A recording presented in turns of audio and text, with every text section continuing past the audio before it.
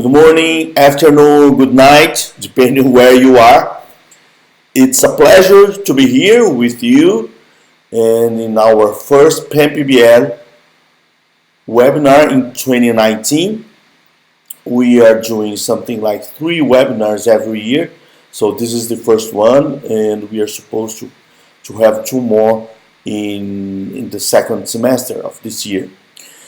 So the theme of the webinar I'm presenting is Ppbl, or Project and Problem-Based Learning, Design Thinking, and Maker Culture, Active Methods to Improve Education. So in this webinar, I'm going to present some ideas from where our standing point, where we come from in active learning methodologies. And after that, I'm going to present some examples of what we have been doing in Brazil lately in the past 5-6 years in different institutions, higher education institutions, mainly at the University of São Paulo and also at the virtual University of São Paulo. So we have different kinds of experiences with students from different majors, like teachers, development, professional development courses, undergraduate level, graduate courses, engineering students. So there is a bunch of different experience that I'm going to try to present some of the results we have been doing here in Brazil. And so I'm expecting to talk about 30 minutes, and then we can open for discussions and questions, everything. So, saying that, let's start with the presentation. And actually, the first slide I'm going to show you is our standing point, starting point. Okay, so we believe that we need to reinvent education. The education, as we know, in our classrooms, universities, they have been invented, let's put it this way, in the 19th century. The contents, the form, like the teacher teaching students, and also the kind of relationships that teachers that know teach the student that doesn't know. That's the main perspective. Everyone is aware of this theoretical discussion. So our standing point is that nowadays, with the universalization of education, we need to reinvent education, because now university or schools, they are made for everyone, not only by 10% of population, that elite that would go to the schools.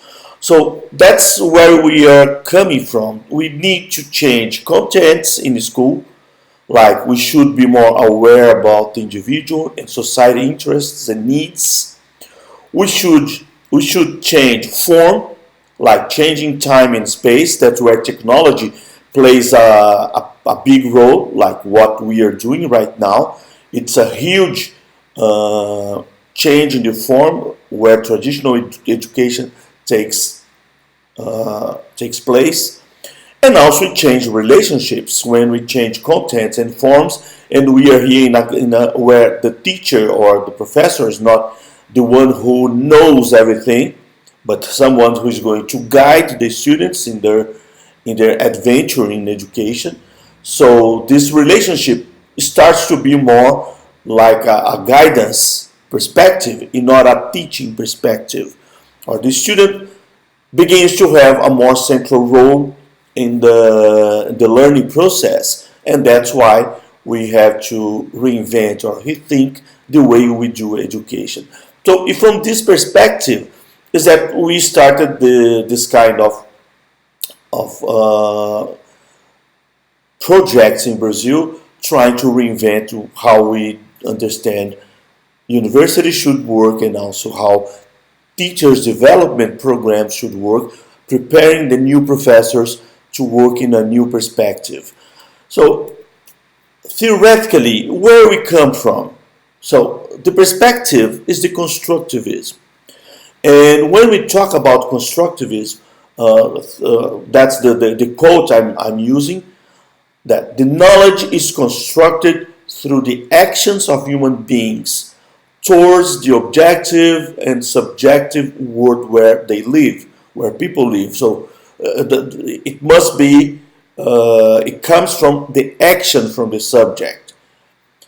Therefore, in this epistemological perspective, human beings are authors of the knowledge and protagonists of their own lives, and not mere reproducers of what society decides they should learn or that the genes tell them to do.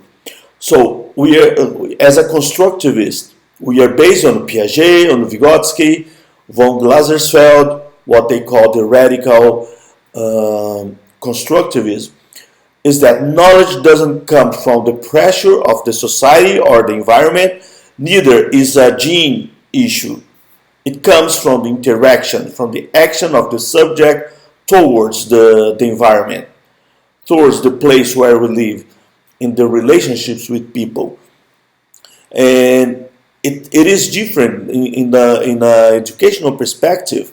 Usually most of the schools we know, how do they do? All the contents in the school, they are predetermined by the teachers, by the textbooks, and by the nature.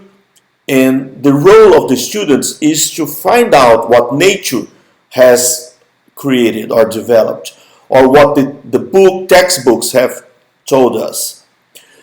In this constructivist perspective, knowledge is not something that is outside that we should go and learn. We co-create nature, we co-create technology, we co-create knowledge. And that's the standing point. That's why we are saying that in the constructivism is an approach that promotes an intellectual adventure. And this is really important from what we are going to do. So what we are going to talk now.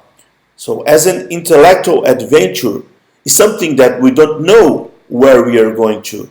We have to try. We have to set our students with problems, with situations where they are going to develop their own knowledge and create new knowledge. That's where creativity, innovation comes from. And that's why the next slide I'm going to present, we are talking about active learning methods. So this active subject, we need to introduce in our educational system active learning methods, like, so there are so many nowadays. I used to joke that there are so many churches in the active learning methods and PBL schools that it's hard to locate where we are. So that's why now we are beginning to use active learning methods as an umbrella for all the methods that we have spreading out worldwide. But some of them are really more prone to support the active role of the students. And that's what we are calling the active learning methods, coherent with the constructivism perspective. 4 of them we are going to work on now. That's the ones that we base in our work in Brazil. Problem-based learning, project-based learning, that is not the same, although they can sometimes be the same, design thinking, and the perspective of the maker culture. So we believe that when adopted in a constructivist or co-constructivist approach, they can be a source for the development of creative and innovative students, promoting intellectual adventures in the classroom. That's the framework where we are that we'd like to share with you. So talk about these 4 active learning methods, knowing that there are many others around, but we have been focusing in these 4 methods. The first one, more well-known everywhere, MACE is the most well-known active learning method. It is the problem-based learning. So in a quote from Mayo et al., Problem-based learning is a pedagogical strategy for posing significant, contextualized, real-world situations and providing resources, guidance, and instruction to learners as they develop content, knowledge, and problem-solving skills. So, problem-based learning is the starting point in these active learning methods and the most well-known worldwide, as we know. Usually in problem-based learning, there is some quotes saying that, some authors saying that it starts with a problem. The educational strategy, whatever, starts with a problem.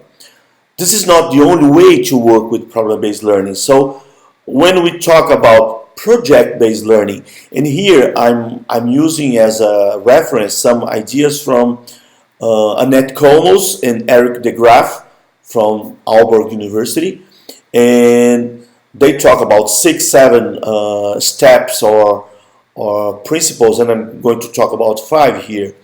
So in project-based learning, educational method whereby the problems is or isn't the starting point of the learning process.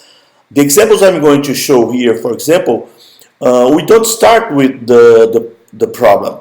The problem will come out from reality. So it's not the starting point. You don't have a problem and the students are going to find out an answer. This can be possible in a project-based learning, but also we can work in a perspective where the students are going to identify a problem in the community, for example. Another principle in the project-based learning is that it is participant-directed learning, in this way that they direct their learning, or self-direct learning. So this is another principle that connects with project-based learning. We have 3 more to present, like activity-based learning, requiring. So project-based learning is an activity-based learning, requiring research, decision-making, and writing. Students have to develop their skills in writing and take decisions because they have to know to where to go in order to find a solution for the problem. And they have to research to find the best decision to take. Also, when they are studying to make the development of a project, it helps, it supports their deep understanding of the selected problem. So they have to go deeper in the understanding of the problem, and not just finding an easy answer for a problem about that the teacher or the textbook has put on there for them. So they have to go deeper because they have to find a solution for that problem. And also, usually, project-based learning is a group-based learning, is a collective perspective that you can develop personal and collective skills. Moving forward, we are going now to talk about design thinking. Design thinking is, or in some places, in some of my writings, I have used the term design strategies. People from the design area, they rather use design strategies because design thinking got as a brand from one specific school of the design people. More known nowadays from Stanford, from IDEO, and some others schools are worldwide. But usually I use the term design strategies that comes from the School of Design, where you have other possibilities to understand how you create, how you make a design of something new, like a product, a policy, or other things. But using here the design thinking perspective, as it is quoted by IDEO and people from the school, the lab, the school in Stanford, the lab at the MIT. It is a human-centered methodology that leads processes of designing innovative solutions or prototypes by examining, that's what is important for me, what is make design thinking and design strategies different from other perspectives, and they try to examine the needs, dreams, and behaviors of target people to be affected by the design solutions, listening and understanding them. So before we start to make any prototype, before we start to try to find a solution, we have to listen and understand the community, the people for whom we are working with, and try to capture the needs, dreams, and behaviors. So it's not just a cognitive process of trying to find a solution for a problem. We have first to understand the reality, community, and try to make things that are sensible, that make sense for people.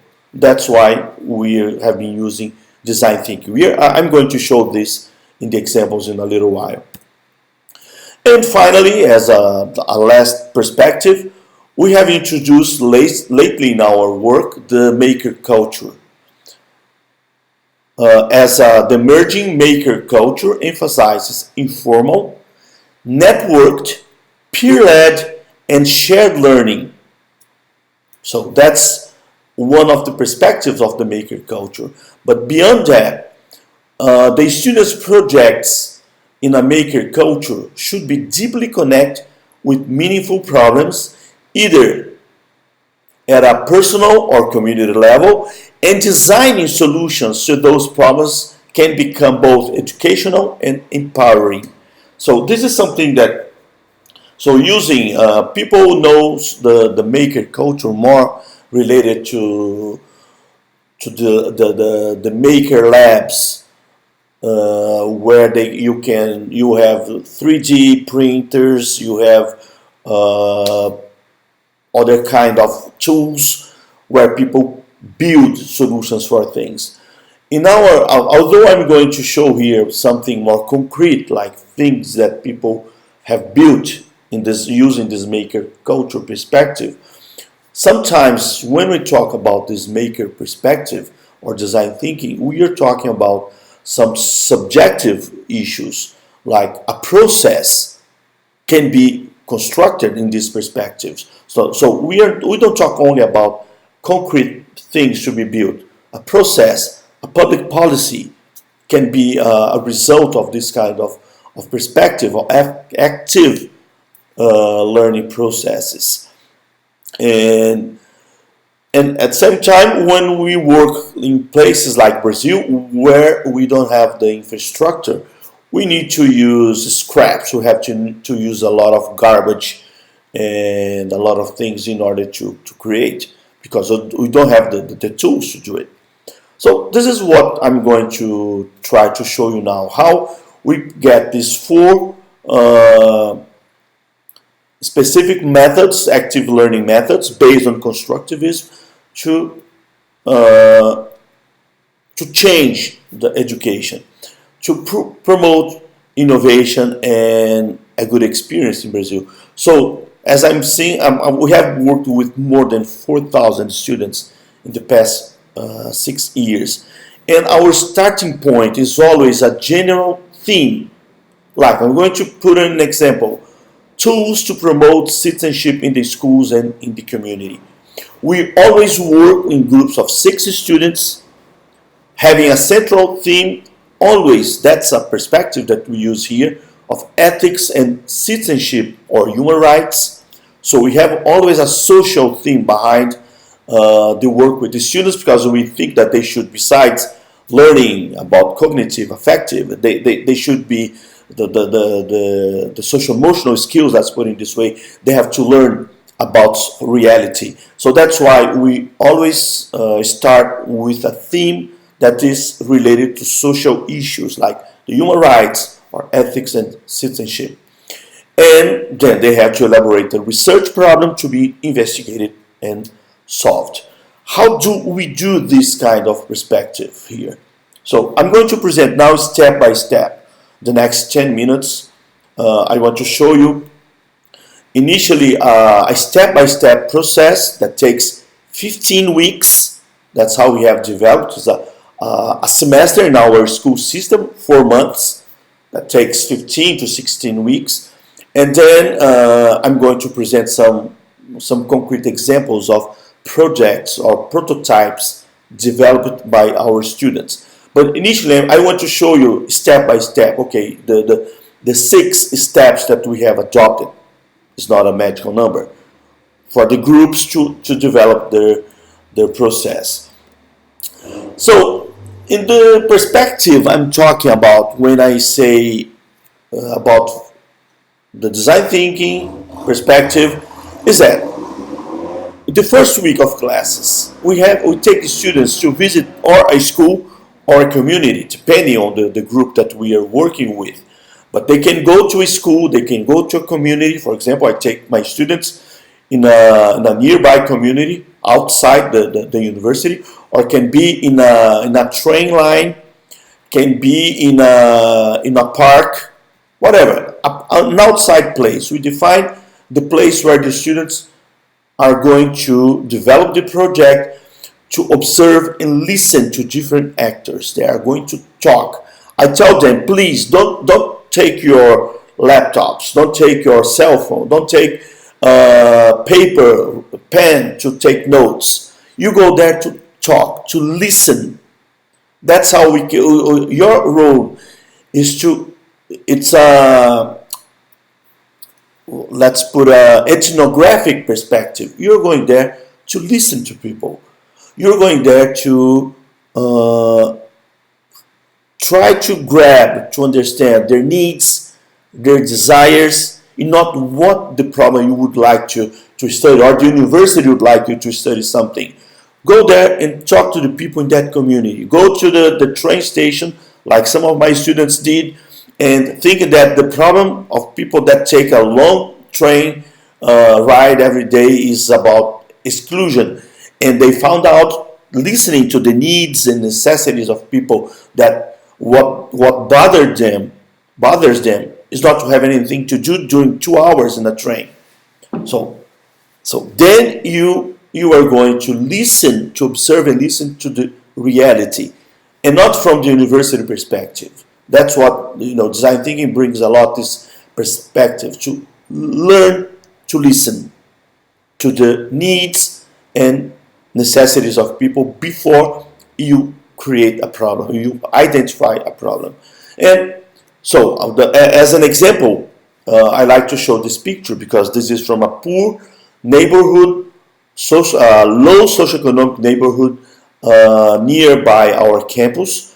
And you can see here the complexity of this situation. You can see here, you can talk about water, you can talk about the building, you can talk about the vegetation. You can have in this take around 3 weeks with the students visiting the community, talking to people, for them, from all kinds of problems they could work with.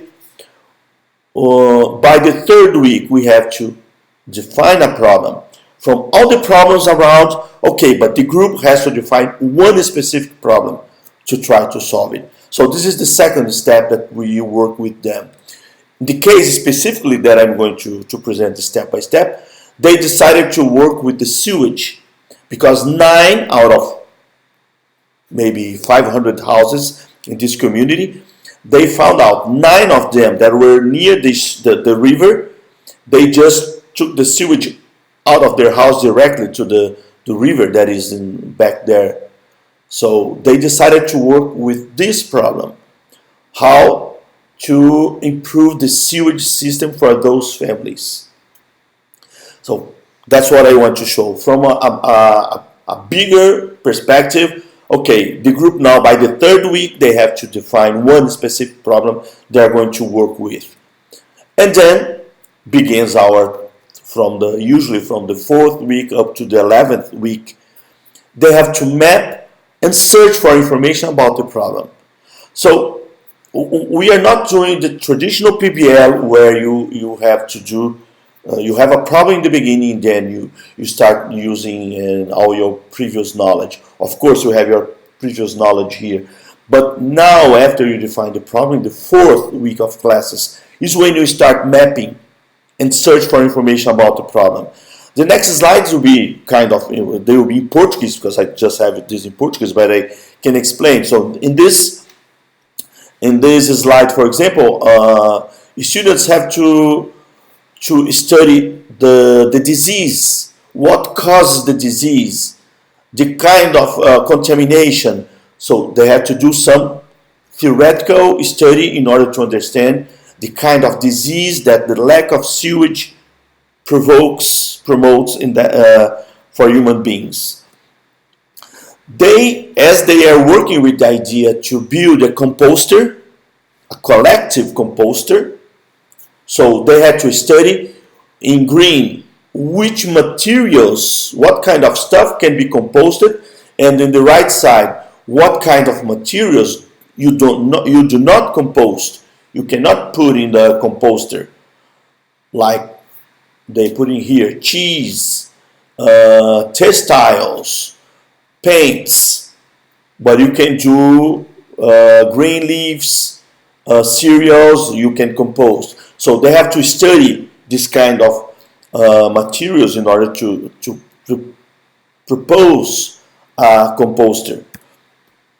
And they have to study the whole process. That takes, as you can see here, the time of composting takes 75 days for in the specific temperature. So what I'm trying to show here is that it's not just to have a bright idea, a nice idea. Students have to really understand what is going on and study and do scientific studies in order to improve and make what we are going now. That's the creation of the first solution prototype.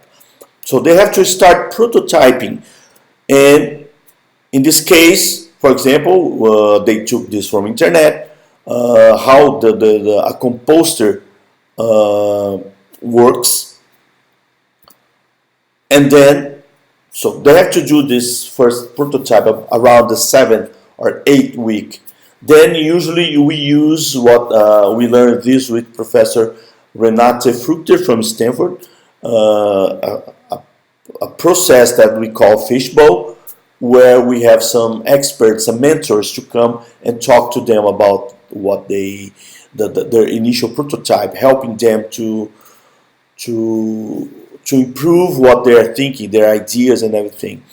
Then when they have the first prototype, then they have to return to school or community, show, listen, discuss, and get feedback about the initial prototype. So that's when they decide, okay, let's do a composer for the 9 houses. Because this solution came out from when they talked to one person, one house, and they said, well, what comes up? I do a composter in my house, but what about my neighbors? So the river will keep being polluted. So that's from where, in this relationship with the community, they decide, okay, so let's work with a collective composter. And then they have to improve and create the second prototype.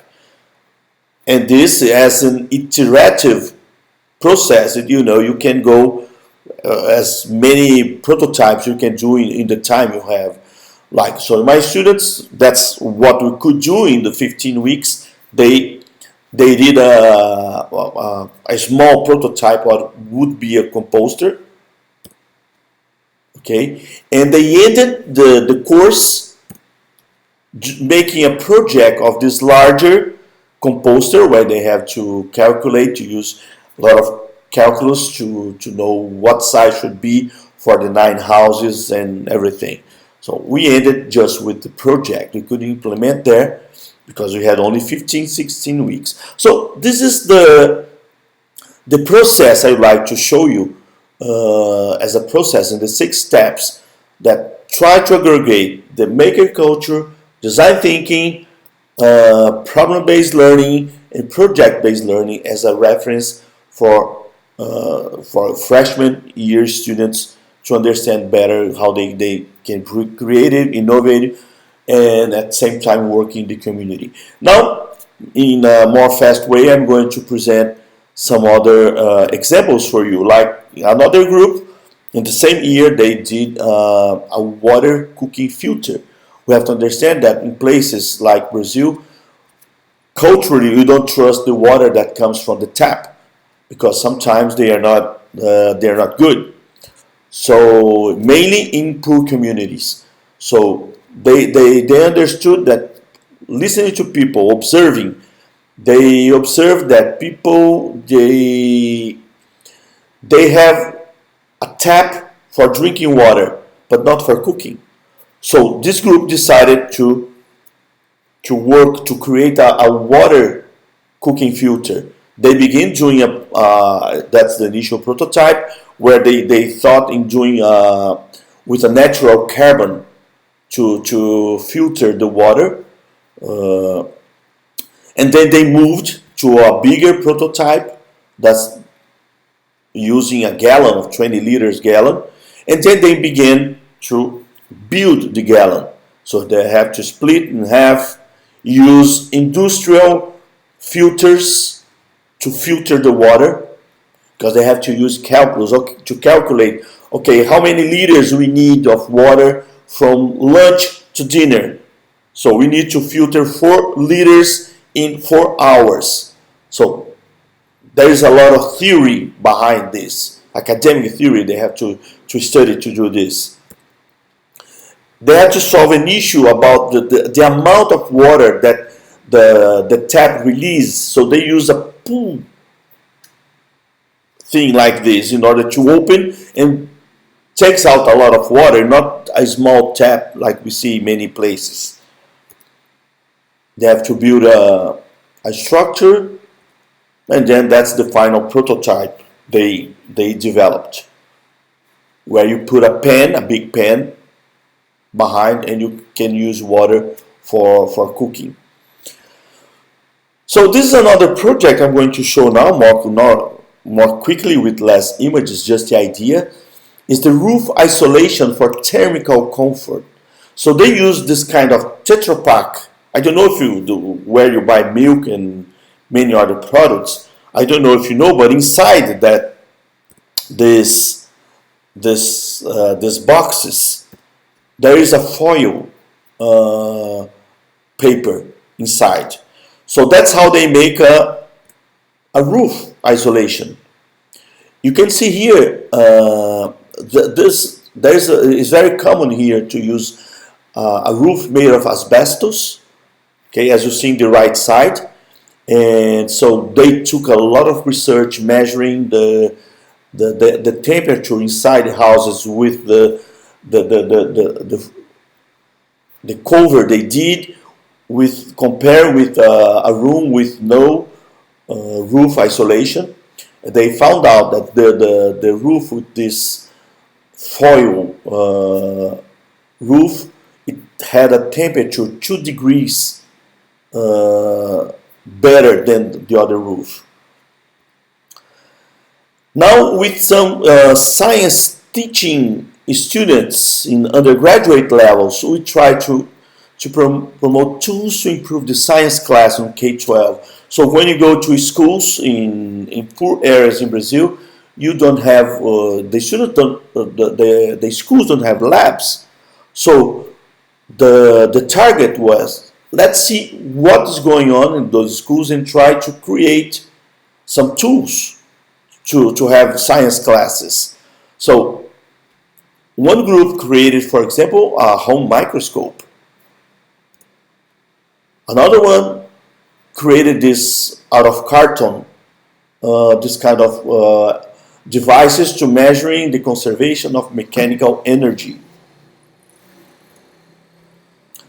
Other group created a telescope and an optical bench. You see here in the picture.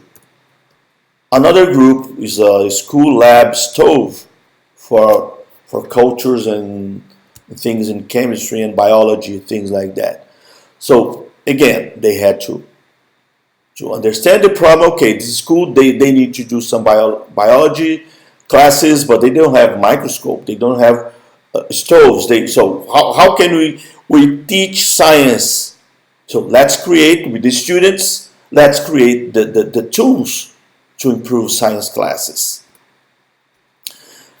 Moving to another kind, some of the group decided to create an app. So we use a lot of technology also to create apps for cell phones. Like this is one of the most interesting that we had. They decided to create an app for deaf people listen to music through graphics and vibration in the cell phone.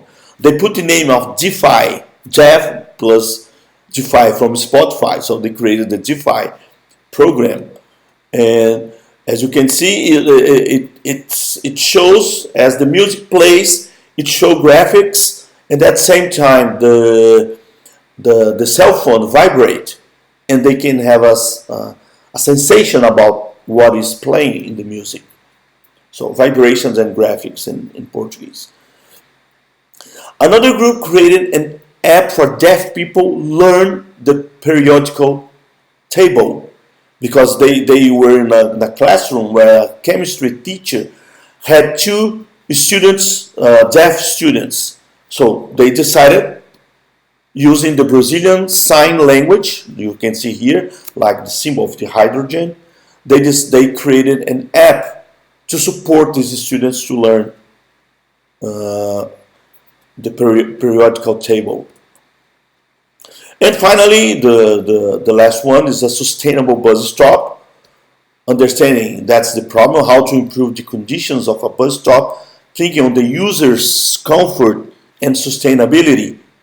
And this is the original bus stop, and they decided to use like this kind of bottles, plastic bottles, to make the tile of the roof, as you can see here in the cut in the half, and the way they put you create a tile, and use again the Tetra Pak box, food boxes, in order to make a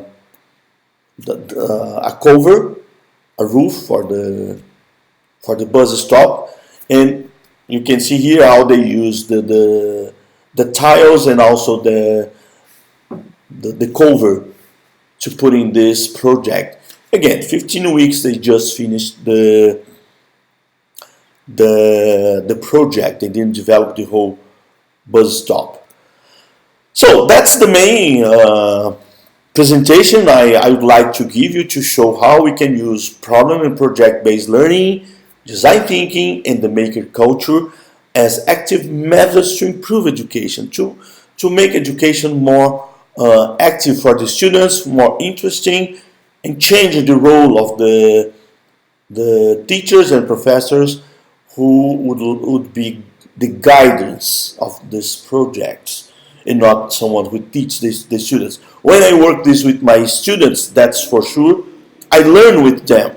Most of the stuff, as I said, we have been working with over 4,000 students in the past 6 years, undergraduate students that goes to schools, and more people are affected actually.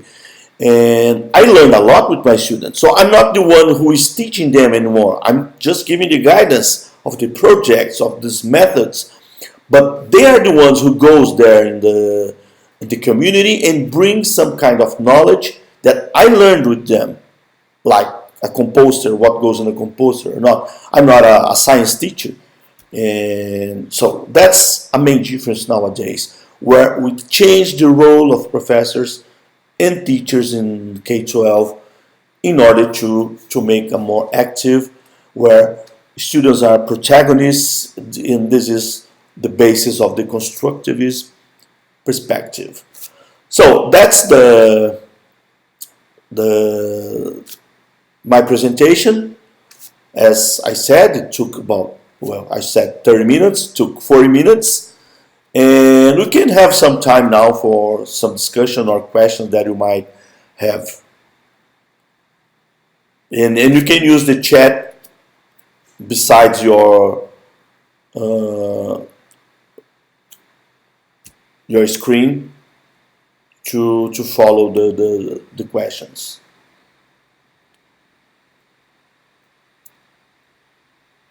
So I'm seeing here some some questions here. For example, the first one I'm seeing here from Leo Bird. Nice to see you here, Leo. Leo is a researcher at the MIT. All the slides, also the video, will be available in our website after the presentation. Okay. In the Panpbl website. And going then to Pedro Hernandez Ramos. Hi Pedro. Pedro is from the Santa Clara University in California. Groups of 6 students, are they in a class, course, or in after-school activities? So, as I said, I'm working with 2 main institutions.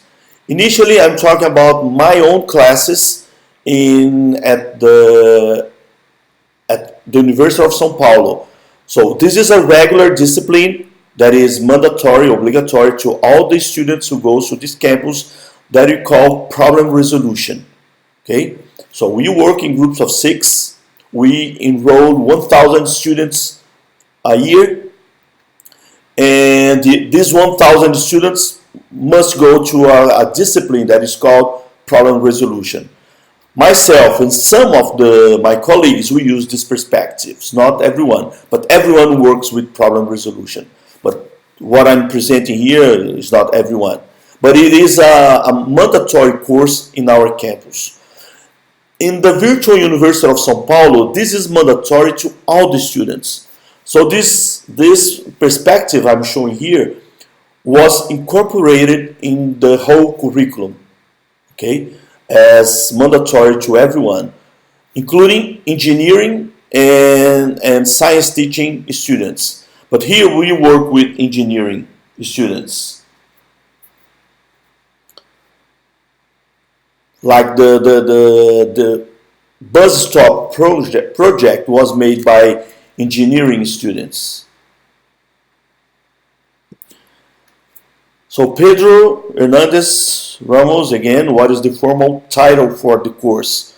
Are all students okay with this very different way of doing school? Well, this is a nice question. At the University of São Paulo, as I said, we have the title, which is Problem Resolution. And although none of the students they like that, we can say that for sure, but it is from the courses they have to take in the freshman year, it is the most well evaluated course they have. So most of the students like this perspective, not just staying listening to the teachers, but also doing this kind of perspective, going outside, and so it is well evaluated by most of the students. Not all of them. Not all the professors like this kind of perspective also. So again, were these engineering courses? No, just some of them. So Jenny has a question, but didn't come up.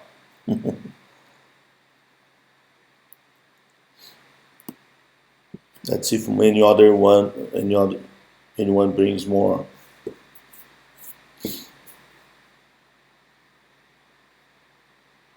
Questions?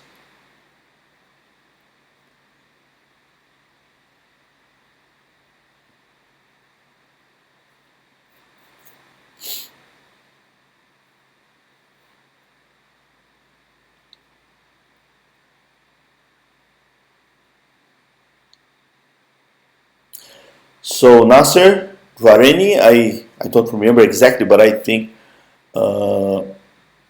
Nasser is in Africa, right, Nasser? In Algeria, maybe, someplace like that. Thank you so much, Mr. Araujo. Please, my question is, how can help learning to concentrate on the main problem with deep problem and deep knowledge? Well, we have how to concentrate. That's the point. As a formal course, a formal discipline at the university, they have to produce not only the prototype. This is important to say, I didn't explain. It's not something just to create a prototype. They have to create a report. They work in groups of 6, so usually it's between 30 and 50 pages where they have to explain theoretically the prototype they are doing. They have to tell the whole process, and so they have to do a report, and also they have to produce a video. If you put on YouTube, like EACH prototypes, you are going to find on YouTube a lot of these videos that the students, the groups have to produce and upload to YouTube the projects they did. As I said, we have more than 4,000 projects. So if you put Univesp, a virtual University of São Paulo, or my discipline, one of my disciplines is called Problem Resolution, Resolução de Problemas, they are in Portuguese, and PET, like the little dog in English. PET is Psychology, Education, and Contemporary Issues. That's one of the disciplines I teach. And you're going to find, if you don't take the cats and dogs, putting USP, you might find some of the prototypes, other prototypes that they have to create also a video. They have to learn with technology and upload these videos to spread out the kind of solutions they created for the community. And going to Pedro's question about the largest class you have worked, I usually in the first semester of my classes, which is problem resolution, I work with 18 students. 3 groups of 6. That's how we work there. 3 groups of 6 students. But during the second semester, the other term, I work in this discipline that is called Psychology, Education, and Contemporary Issues. I work with 60 students. 60 students. So we form 10 groups of 6. It's much more difficult, but we can do it. So half of the class, during half it's a kind of traditional class, and the other half, the group, since the first beginning, they have to work in a problem in the community and create a prototype, a video, and a report by the end. So I work with 60 students in one semester, 10 groups of 6. That's the biggest. Oh. Okay, Nasser, you are from Algeria, so I had a good memory. And now from Amanda. Congratulations, I have a question. How do you select the communities that receive the students and their projects? This is a good question. So sometimes I use the nearby community that is besides the campus, but not really, because depending on the theme, sometimes the theme is related to a public square. So students can define a square anywhere in the city they want to work with. Sometimes in some semester they have worked with street fairs, where in Brazil it's common, you have a street fair during the week where you sell vegetables and whatever. So they want to go to work with them. Or parks, public parks, they go to a public park and work with food, how the animals are throwing trash. I'm just giving some of the ideas. So the locus of the projects is defined with the students. A lot of them, because to go to where my campus, the students have to take a train that is, depending on the time, is really busy, really full of people. So this is a big issue that they sometimes they decide to use to work with transportation, like bus or train system. So we work together to define a common place, like, okay, this semester we're going to work with squares, public squares, or public parks, or transportation, train system, or a subway station. And then the groups go in define one place in the city where they want to work, which is closer to their home or their work, whatever. So the groups define the place.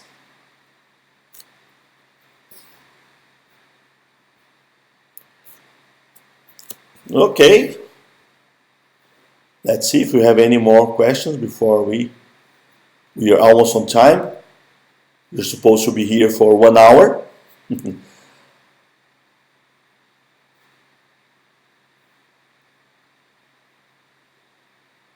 Okay, Amanda.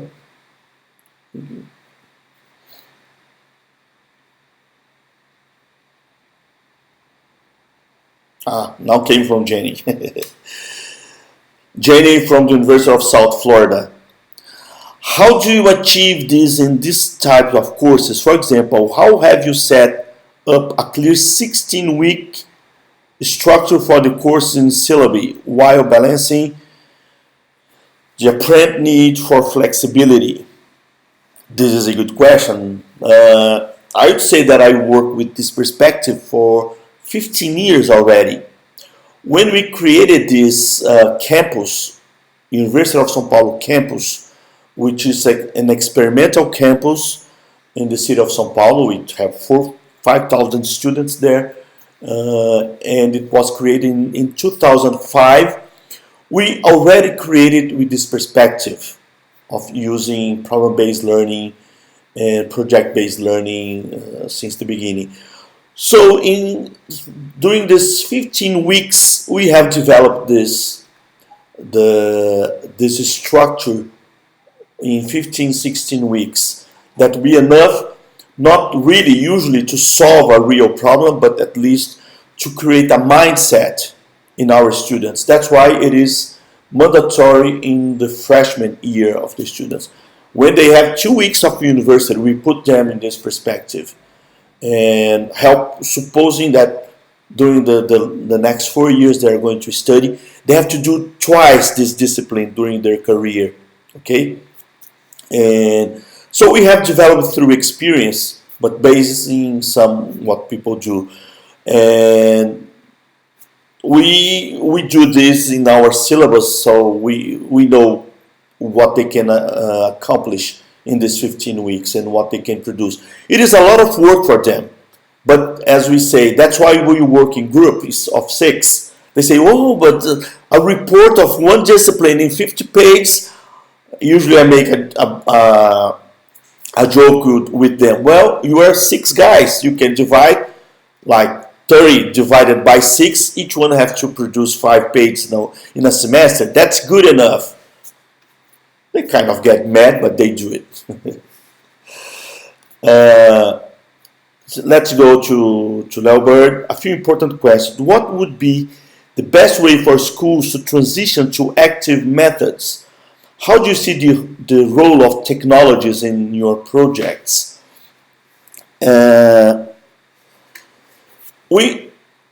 I'm going to give you the example of the University of São Paulo when we created this perspective in 2005.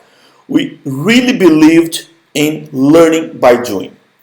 Okay, so we got I'm talking about 60 professors that were hired by the university in 2004, the end of 2004. We put them together in one hotel before school started, the university started classes, and we provided them with a training weekend. And then they had to learn doing it. Of course, with some support we brought people from Aalborg University, we brought people from Maastricht University in Netherlands. We had a lot of support from people from other institutions and giving some courses. But actually, what we do is you have to learn by doing. So we kind of were experiencing and making collective sessions we had every 2 months. We have a group session where the professors could exchange their experience, and then during the next semesters, when we were hiring, today we have 270 professors there, everyone must take care of this discipline. It's mandatory for all the professors. One semester or other, they have to take the responsibility of this project-based learning perspective, problem resolution. So we always have something with experience to support the new ones to know how it goes. We don't have only one model, but everyone has to work, and it's mandatory for the freshman year that they have to learn. So how do we train people? We really believe that we learn by doing. And regarding to technology today we use a lot, as I said in the I would say half of the projects today use technology, half of them, like developing apps, developing programs, website. I didn't show today one nice project I had in my groups. The students created a website, a whole program in a website to support pregnant young women, to empower them. So they created a whole program to help the young pregnant women to do, I'm trying to remember the words in English, but customized clothing as a way that they can get some money, some funny. People with experience that had same experience recording videos to them. So there's a lot of technology embedded in this perspective in what we do. But we leave for the students, the groups, to define the best solution, because sometimes it's not technology that is the answer. Is a process. So, Pedro, are specific learning goals identified for this course? I imagine so. I would appreciate receiving them, perhaps a copy of the syllabus for the problem resolution courses via email. Okay, I can send you, I can post that. But our goal is not, in this case of the, so I'm going to split, okay? At the University of São Paulo, as we work with the freshman year students, our goal is to create a mindset. We want them to learn out of a traditional perspective, university perspective, that they should learn to identify problems, and in other words, learn to do research since the first semester at university. So we have this written, and I can share that. But at the virtual university, where we used to have this as the whole curriculum, for example, in each semester, in the reports they have to produce, they have to create a chapter where they have to explain each former content they use. For example, those students to create the bus stop, they had to use calculus in math. So they have to explain how calculus that they had in the first, they were in the third year. Okay, so they learned calculus in the first year. How they use calculus to prototype that bus stop. So they have to use to show the contents they used in other disciplines, in physics, in biology, for example, to explain the prototype. That's how we do. So there is a goal with that is explained by each professor. So Herco, I think Herco is from Maastricht. You mentioned students could focus on responsible citizenship, like designing policies. That could be hazardous. Students protesting Bolsonaro cuts to education.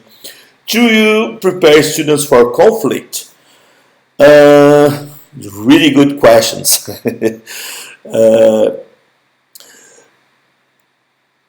it didn't happen yet, but it might happen. And so our students are university students, due to a cut in education nowadays. They are beginning protests in Brazil. So I don't know how they are going to move in this direction, but it is possible to do it. If we prepare there from conflicts, as I said, we really believe that we learn by doing.